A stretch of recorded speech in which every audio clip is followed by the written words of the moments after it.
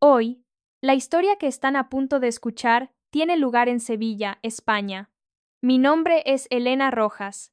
Tengo 28 años y soy la oveja negra de mi familia, porque soy una chef de repostería que trabaja en un pequeño obrador tradicional en el corazón del barrio de Triana. Escribo esto como una nota para mi yo futura, para no olvidar nunca el momento en que mi madre decidió que mi vida no era digna de presumir. ¿Alguna vez has sacrificado lo que quieres por tu familia solo para convertirte en la persona de la que más se avergüenzan? Mientras mis hermanos y hermanas persiguen títulos universitarios y carreras brillantes, yo me quedé en Sevilla, amasando y horneando en el obrador para mantener a flote la pastelería familiar después de la muerte de mi padre. No era glamoroso, pero era un trabajo real. Llegaba a casa oliendo a azúcar quemado y canela, con los brazos doloridos de levantar bandejas, pero al menos las facturas no rebotaban. Sin embargo, para mi madre, mi delantal manchado y mis manos enharinadas significaban una cosa: fracaso. Todavía recuerdo su voz de aquella cena familiar hace un par de años, cuando los parientes preguntaron qué hacía con mi vida. Ella se rió, de verdad se rió, y dijo: Elena se está tomando un tiempo para encontrarse a sí misma. Solo está ayudando en un negocio local por ahora. Ni siquiera podía decir la palabra obrador. Cuando intenté explicar que estaba trabajando horas extras para mantenernos a flote, me apartó y siseó: ¿Por qué no puedes ser más como tus hermanos? Este trabajo es vergonzoso. Me lo tragué.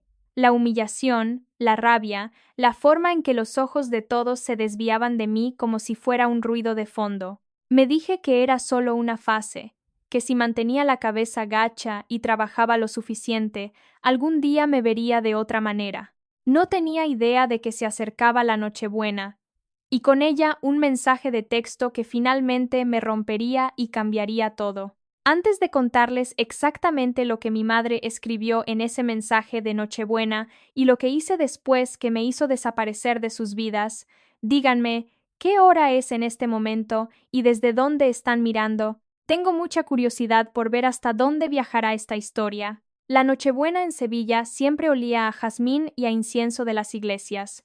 En el obrador, simplemente olía a almendras tostadas y a chocolate fundido. Estaba en mi descanso, sentada en un saco de harina volcado detrás del mostrador, deslizando el dedo por mi teléfono con los dedos entumecidos. Me dije que no me importaba si mi familia se ponía en contacto ese día. Mentira. Mi pantalla se iluminó con una notificación. Chat familiar Rojas. Mi pecho se apretó por medio segundo. Imaginé a mi madre enviando: Los quiero a todos, incluso a ti, Elena. En cambio, abrí el chat y vi un mensaje largo y cuidadosamente redactado. Cena de Nochebuena, hijos exitosos. Solo Carlos, el doctor Rojas, salvando vidas. Sofía, nuestra diseñadora de moda vistiendo al mundo con belleza. Miguel, nuestro futuro abogado, estoy tan orgullosa de mis hijos realizados. Cena a las 21. No puedo esperar para celebrarlos. Etiquetó a Carlos, Sofía y Miguel. Mi nombre no aparecía por ninguna parte, ni en el mensaje, ni siquiera con un corazón de lástima al final. Solo 3 nombres. 3 hijos de oro. Luego, las reacciones comenzaron a aparecer. Carlos envió un emoji de bíceps flexionado. Sofía añadió destellos y corazones. Miguel envió una cara feliz llorando y un «No puedo esperar, mamá». Me quedé mirando la pantalla, actualizando, esperando que alguien se diera cuenta, que mi madre continuara con un «Ah, y Elena también», que cualquiera de mis hermanos escribiera «¿Y Elena?». La burbuja de escritura nunca apareció. La única burbuja que vi fue mi propio reflejo en la parte negra de la pantalla. El pelo recogido bajo una redecilla de obrador, las manos manchadas de azúcar, los ojos ardiendo, el corazón latiéndome en los oídos. Esto no fue un simple descuido. Fue un anuncio público. Hijos exitosos solamente. Las palabras se emborronaron mientras las lágrimas brotaban, pero lo leí una y otra vez, cada vez como un puñetazo en las costillas. Sentí que se me cerraba la garganta, esa punzada caliente y humillante que había sentido en la barbacoa cuando ella evitó la palabra fábrica. Excepto que esta vez no evitó nada. Me borró. Un momento después, mi teléfono vibró de nuevo. Una notificación separada de mamá. Una videollamada. La vi sonar, su foto de contacto sonriente flotando en la parte superior de mi pantalla como una máscara. Sabía exactamente lo que sería. Ella intentando justificar el mensaje, diciéndome que estaba exagerando si me atrevía a sentirme herida.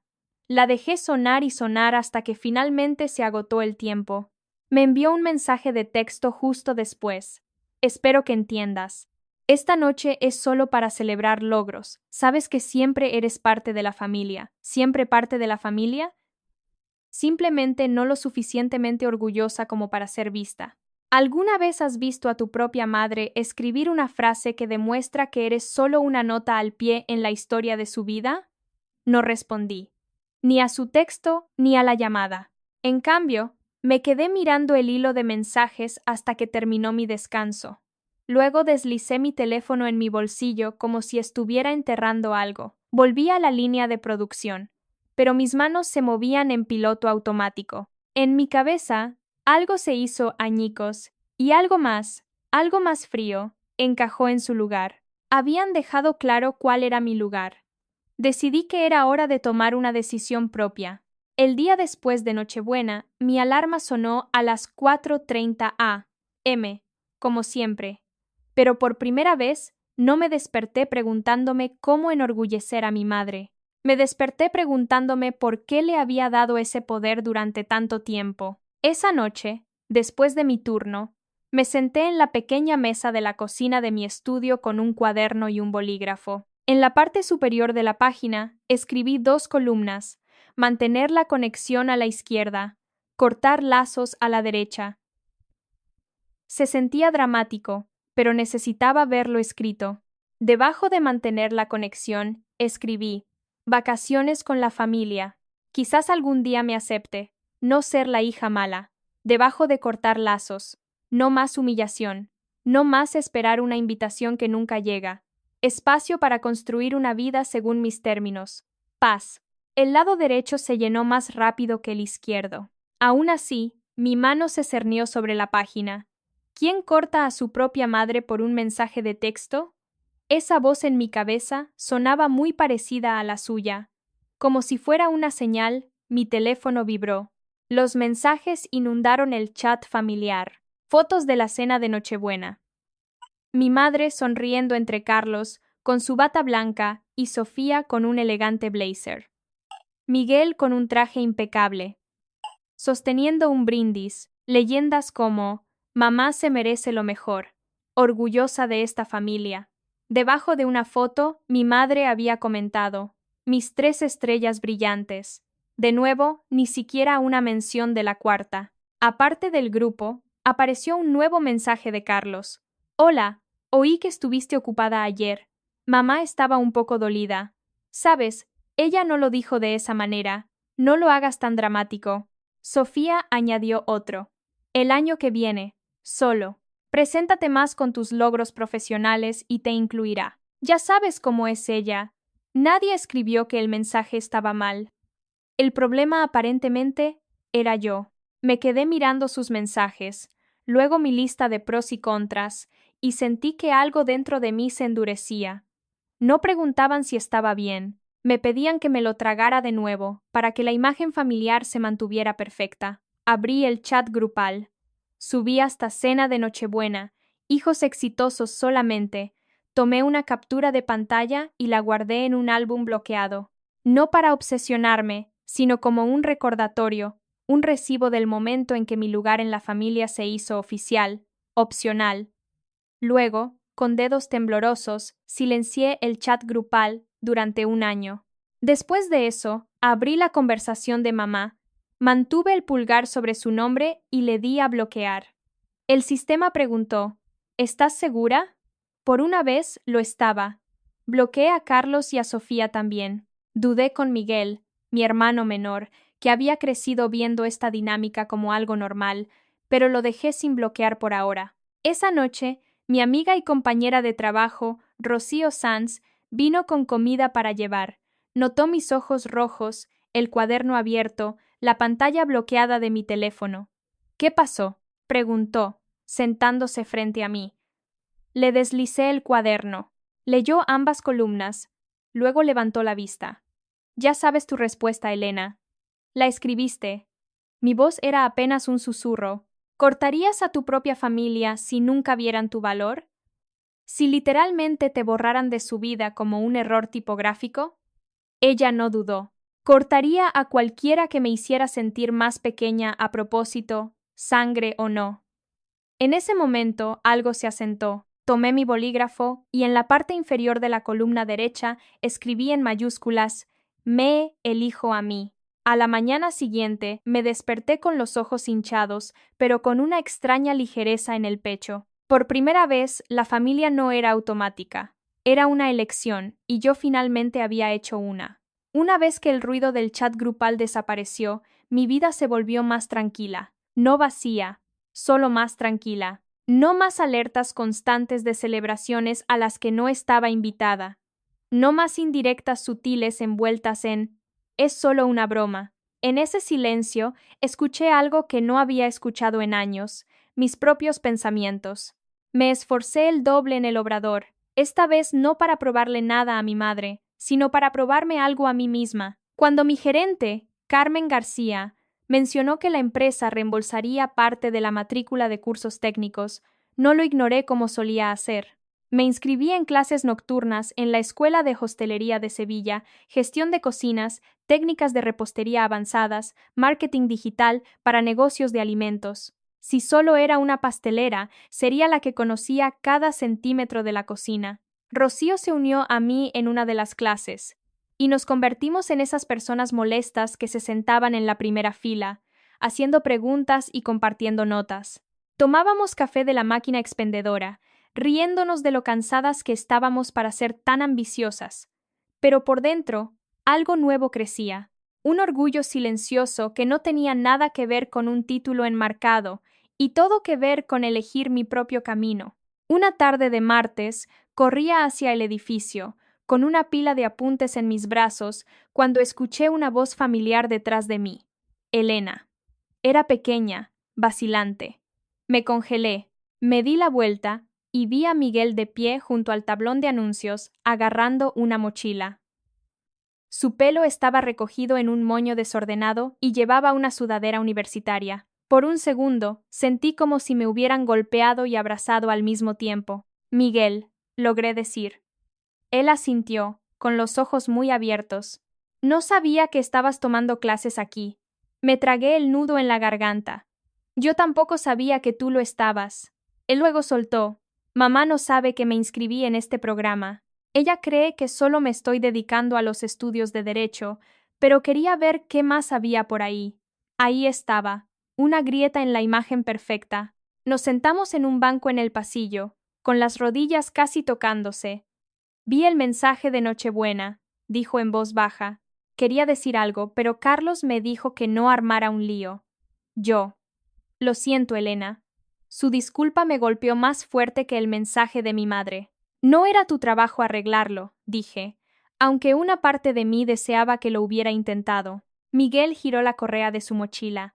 Mamá ha estado rara desde entonces. Actúa como si todo estuviera bien, pero sigue mencionándote, no en el buen sentido. Más bien como si estuviera enojada porque no estás siguiendo el camino que ella planeó para ti. Y ahora que no estás, sigue preguntando por qué estás exagerando. Está avergonzada, pero nunca lo admitiría. ¿Así que está avergonzada de que yo esté avergonzada? Resoplé. Eso tiene sentido. Miguel me dedicó una sonrisa triste. Ella se preocupa a su manera retorcida.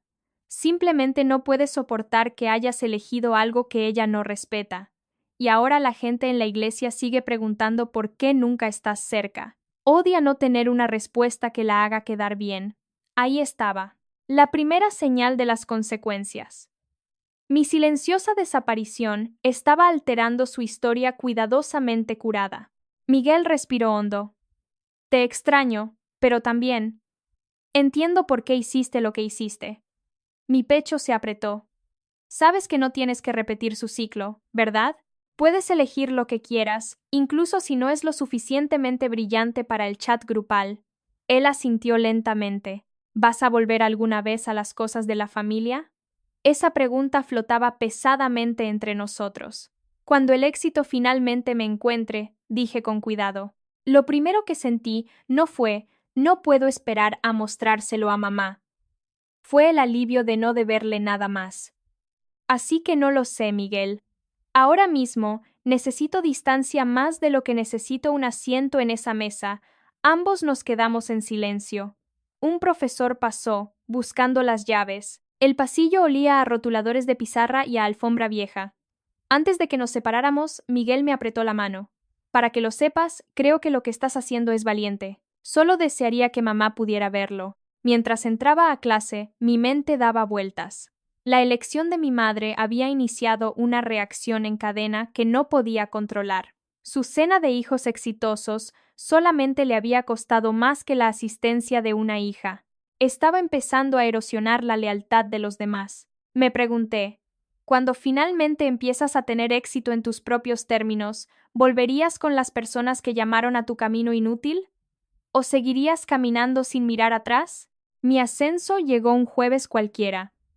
Carmen me llamó a su oficina, cerró la puerta y dijo, Elena, has estado dando vueltas alrededor de la mitad de la gente aquí. Te quiero como supervisora de línea en el nuevo proyecto de pastelería gourmet. Más sueldo, más responsabilidad. ¿Aceptas? Me quedé atónita. Hace un año, si hubiera recibido esa noticia, mi primer pensamiento habría sido, mamá tendrá que presumir de esto. Esta vez, mi primer pensamiento fue, yo hice esto. Yo. Acepté el ascenso.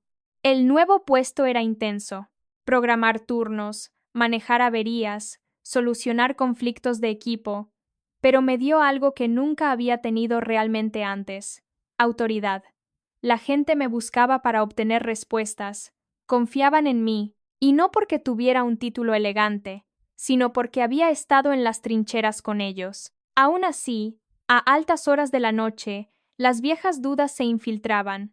Sin pensarlo, desbloqueaba mi teléfono y me quedaba sobre el contacto de mi madre, aunque estuviera bloqueado, o me desplazaba por fotos de los logros de mis hermanos compartidas por conocidos mutuos. Se me revolvía el estómago cada vez que veía una publicación que decía, tan orgullosa de mis hijos con 3 caras sonrientes y una misteriosa cuarta invisible. Un fin de semana, después de una espiral particularmente extraña de acechar las redes sociales y maldecirme por preocuparme, abrí la aplicación de notas en mi teléfono y comencé a escribir.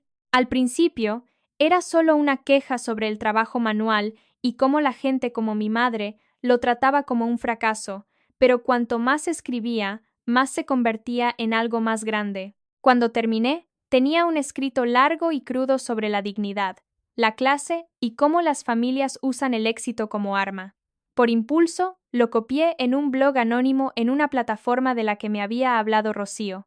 Hice clic en publicar antes de que pudiera retractarme, titulándolo Hijos exitosos. Solamente. Cuando tu familia invita a todos menos a ti. No puse mi nombre. No mencioné ciudades específicas, pero sí describí el chat grupal. La frase exacta. Cena de Nochebuena. Hijos exitosos solamente. Describí la sensación de ver cómo tu nombre desaparecía de la frase de tu propia madre. Pregunté allí mismo, en medio de la publicación. ¿Depende tu autoestima de las personas que se niegan a verla, o puedes aprender a construirla de todos modos? Esperaba que tal vez 3 personas lo leyeran. En cambio, en una semana, tuvo miles de visitas. Los comentarios de extraños se multiplicaron. Pensé que era la única.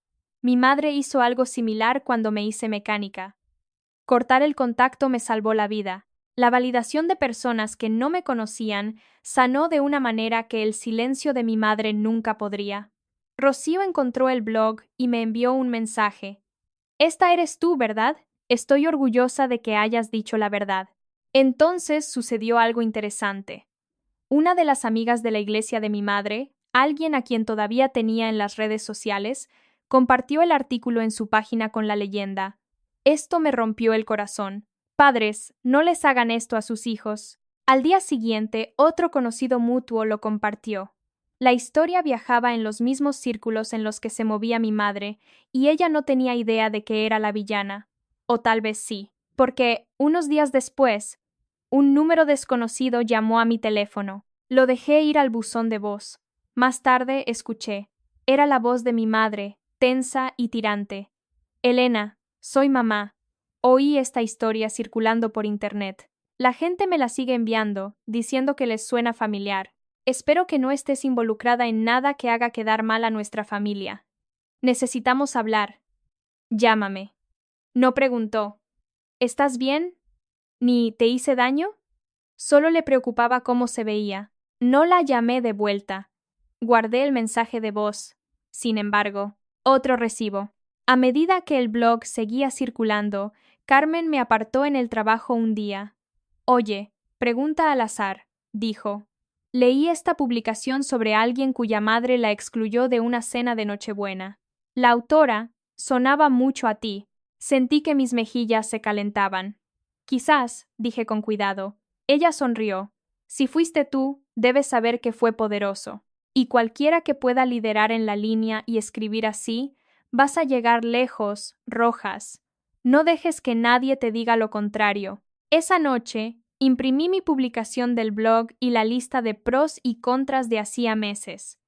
Los puse en una carpeta etiquetada Prueba de que no estoy loca. Cuando llegaron las dudas, la abrí y me recordé que tenía derecho a definir mi valor. Mi madre podía desvelarse por la percepción pública si quería. Yo había terminado de desvelarme por su aprobación. La invitación al evento comunitario llegó a través de Rocío. Van a hacer una noche de narración de historias en el centro, dijo, agitando un volante en mi cara durante nuestro descanso para el almuerzo. El tema es cuando la familia cruza la línea. Tienes que hacerlo. Absolutamente no, dije con la boca llena de sándwich. Una cosa es escribir de forma anónima, otra es pararse en un escenario y contarle a todo el mundo el peor momento de mi madre. Rocío sonrió. O el más fuerte. Piensa en todas las personas que comentaron tu blog. ¿Y si estuvieran en esa sala? Podría ser la razón por la que alguien finalmente se aleja de una situación tóxica. La idea se metió en mi cerebro y se negó a irse. Una semana después, mi nombre estaba en la lista de oradores del evento. La noche del evento de narración, mi mano temblaba tanto que casi se me cae el micrófono. La sala era una mezcla de extraños, algunos con sudaderas, otros con ropa informal de negocios, algunos con maquillaje manchado de lágrimas, como si ya hubieran escuchado algo que les había tocado demasiado de cerca. Me aclaré la garganta y comencé con la frase que sabía que causaría impacto. Mi madre me llamó vergonzosa porque elegí el trabajo en un obrador. Un murmullo recorrió la sala. Les conté sobre la barbacoa, las explicaciones esquivas, el mensaje de texto de Nochebuena. Recité las palabras exactas, viendo cómo las caras se estremecían con el hijos exitosos solamente. Hablé de la lista de pros y contras, los números bloqueados, el blog, el mensaje de voz donde mi madre estaba más preocupada por su reputación que por mi corazón. En el medio, hice una pausa y hice la pregunta que una vez me había destrozado. ¿Alguna vez has mirado a tu propia familia y te has dado cuenta de que solo te aman en sus términos? ¿Que su amor desaparece en el momento en que dejas de hacerlos quedar bien? Decenas de personas asintieron. Algunas se limpiaron las lágrimas. Fue como respirar bajo el agua toda mi vida y de repente salir al aire. Terminé con esto. Solía creer que la familia era una deuda que tenía, que si me dieron la vida tenía que darles mi silencio. Ahora sé algo más. Puedo amar de donde vengo y aún así alejarme de las partes que me están matando. Cuando bajé del escenario, la gente me abrazó, me dio las gracias, me contó trozos de sus propias historias. Una mujer susurró. Capturé el mensaje de texto de mi madre el día que me desinvitó de la Navidad. Escucharte decirlo en voz alta. Creo que finalmente puedo dejar de sentirme culpable. En el autobús de regreso a casa, me desplacé por mi teléfono y mi corazón se detuvo. Mi publicación del blog había sido compartida por una página más grande, alguien con cientos de miles de seguidores, junto con una leyenda. La madre de hijos exitosos solamente es la razón por la que muchos de nosotros estamos en terapia. Los comentarios eran una zona de guerra, pero la mayoría estaban del lado de hijos como yo. Enterrado a mitad del hilo de comentarios, vi un nombre familiar, Miguel Rojas. Había escrito: a veces los hijos exitosos son solo los que aprendieron a actuar. Los otros solo intentan sobrevivir. Me quedé mirando su comentario, sintiéndome orgullosa y protectora a la vez. Más tarde esa semana, Miguel me envió un mensaje de texto directamente. Vi tu charla en la historia de alguien. Eras tú, ¿verdad? Lo confirmé. Después de una larga pausa, respondió: mamá también lo vio. No lo está llevando bien. La gente en la iglesia está hablando. Dice que estás aireando los asuntos familiares. Pero honestamente, tal vez alguien necesitaba hacerlo. Saber que mi historia había roto su fachada perfecta debería haber parecido una venganza barata. En cambio, se sintió como equilibrio. Acciones que encuentran consecuencias. Mientras yacía en la cama esa noche, el agotamiento me envolvía, pero debajo había algo más suave. Me di cuenta de que había construido una comunidad pequeña, desordenada y hermosa. Gente del trabajo, de la clase, de ese evento que me veía. Sin títulos, sin cargos, solo yo. Quizás la familia no tenía que significar ADN compartido, quizás podía significar supervivencia compartida. ¿Dónde has encontrado a tu familia elegida? Las personas que te hicieron sentir más en casa que tu propia casa. Unos años pasaron de una manera que no se sintió dramática desde dentro. No hubo una explosión, ninguna gran discusión a gritos. Solo una serie de días en los que me levantaba, iba a trabajar, hacía bien mi trabajo, volvía a un apartamento tranquilo que poco a poco se llenaba de señales de una vida que había elegido en lugar de una vida que me había sido asignada. Volví a ascender en el obrador, esta vez a un puesto que me hacía viajar entre diferentes sucursales, ayudando a otros supervisores a optimizar sus líneas y capacitar a sus equipos. Tenía un portátil de empresa usado, una maleta que siempre estaba medio hecha, y un calendario que ya no giraba en torno a las vacaciones familiares. Mi lista de contactos del teléfono se acortó, pero mi mundo se hizo más grande. También seguí escribiendo. El blog que había comenzado como un desahogo nocturno se convirtió en un lugar donde la gente se conectaba regularmente. Publicaba sobre los límites, sobre la extraña culpa que conlleva decirle no a tus propios padres, sobre el orgullo del trabajo manual. A veces escribía sobre pequeños momentos en el trabajo que no habrían significado nada para mi madre, pero que significaban todo para mí, como el día en que un nuevo empleado me dijo: eres la primera jefa que he tenido que no me habló con condescendencia. Ese comentario significó más que cualquier felicitación forzada de mi vida anterior. De vez en cuando, recibía actualizaciones sobre mi familia a través de otras personas. Un compañero de trabajo que aún iba a la iglesia de mi madre mencionaba haber escuchado mi apellido en una petición de oración. En línea, veía a mis hermanos etiquetados en fotos sin mí. Miguel y yo nos enviábamos mensajes de texto de vez en cuando, manteniéndolo ligero a menos que uno de nosotros tuviera un mal día y necesitara que el otro dijera: no, no estás loco, esto realmente sucedió.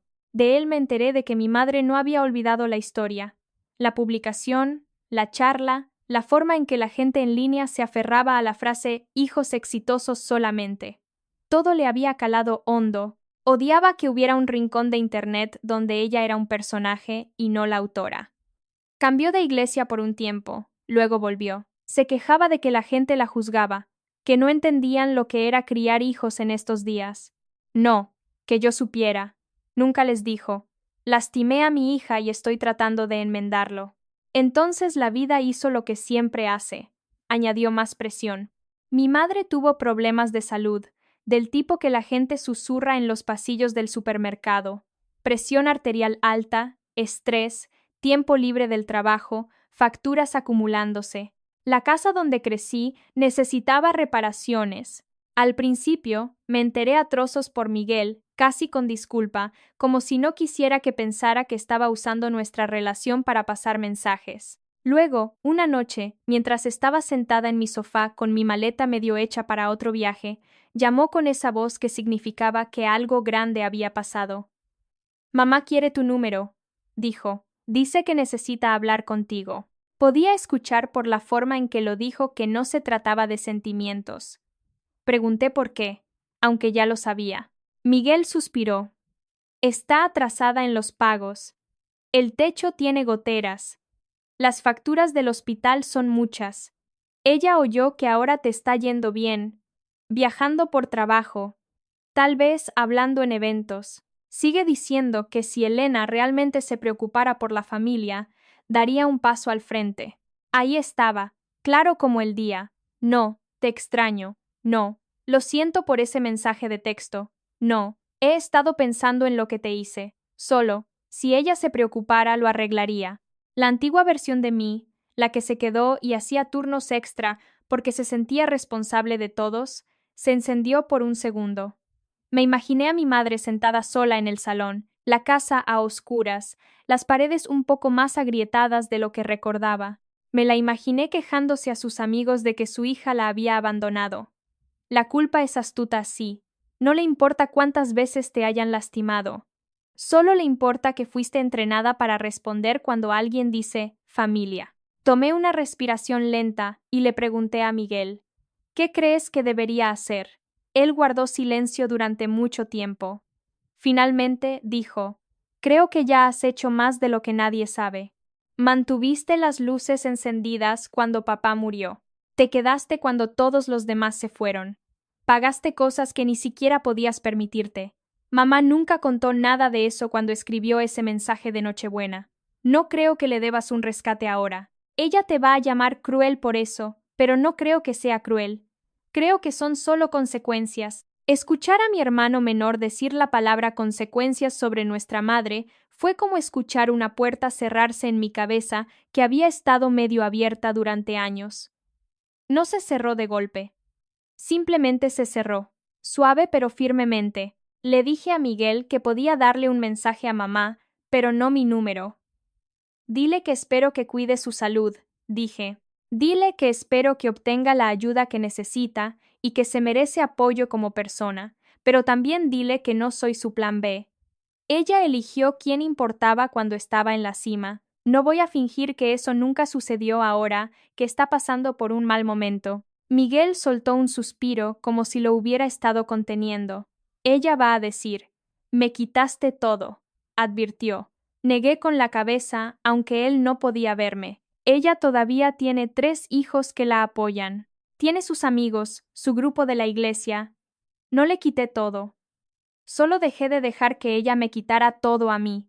Unas semanas después, llegó un pequeño paquete a mi apartamento, sin remitente, pero la letra de la etiqueta estaba grabada en mi memoria de años de permisos firmados y notas adhesivas en la nevera. Dentro había un pequeño joyero con mis iniciales de cuando era niña y una carta. La carta era exactamente lo que esperarías de alguien que nunca había aprendido a decir lo siento sin torcerlo.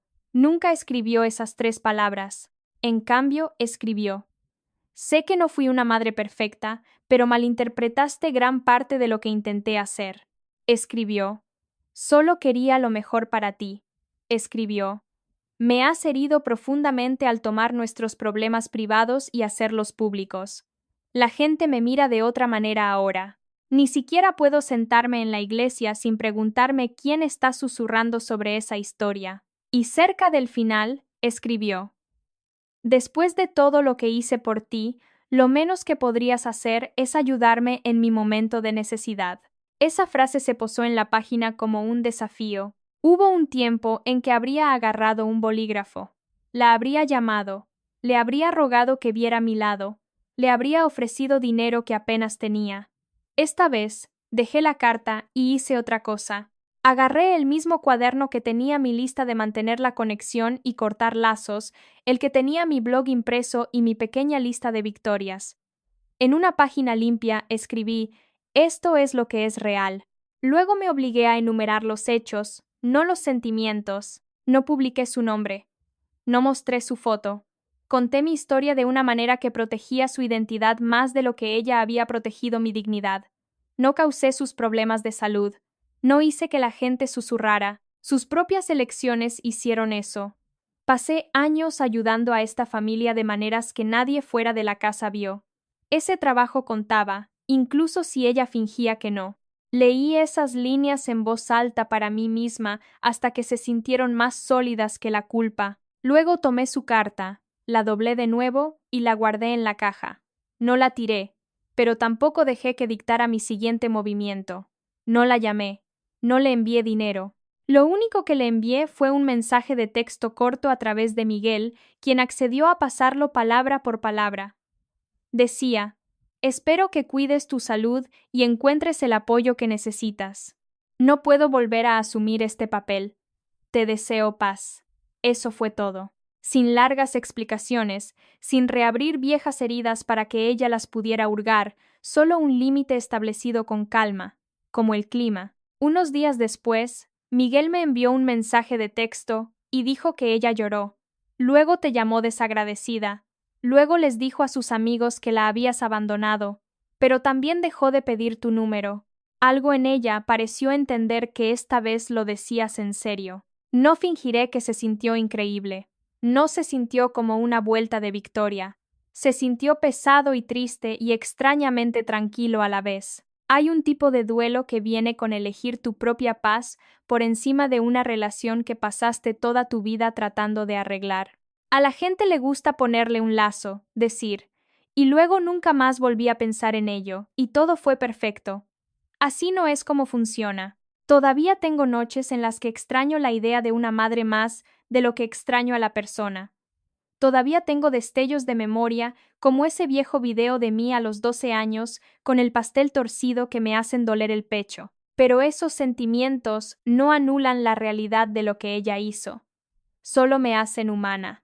Un tiempo después de la carta, escribí una última publicación para el blog, al menos un último capítulo sobre esta historia específica. Escribí sobre el paquete, sobre leer sus palabras y elegir no dejar que me arrastraran de nuevo al mismo papel. Escribí sobre cómo es posible esperar que alguien mejore sin ofrecerse a ser su medicina. Terminé con algo que se sentía como lo más verdadero que había aprendido.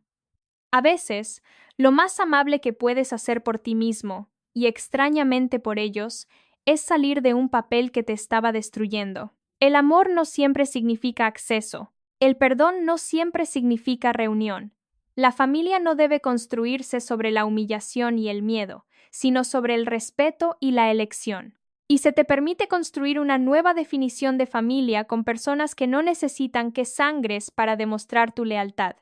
Cuando le di a publicar, no sentí triunfo, me sentí terminada, como si finalmente hubiera contado toda la historia. No solo las partes que me hacían quedar bien o a ella mal, sino las partes que mostraban lo complicado que realmente era. Salí a mi pequeño balcón esa noche y miré las luces del obrador en la distancia. Ese mismo edificio, donde una vez leí un mensaje que decía hijos exitosos solamente, y me di cuenta de que no estaba invitada, se había convertido en el lugar donde finalmente me demostré a mí misma que mi éxito no necesitaba su sello de aprobación.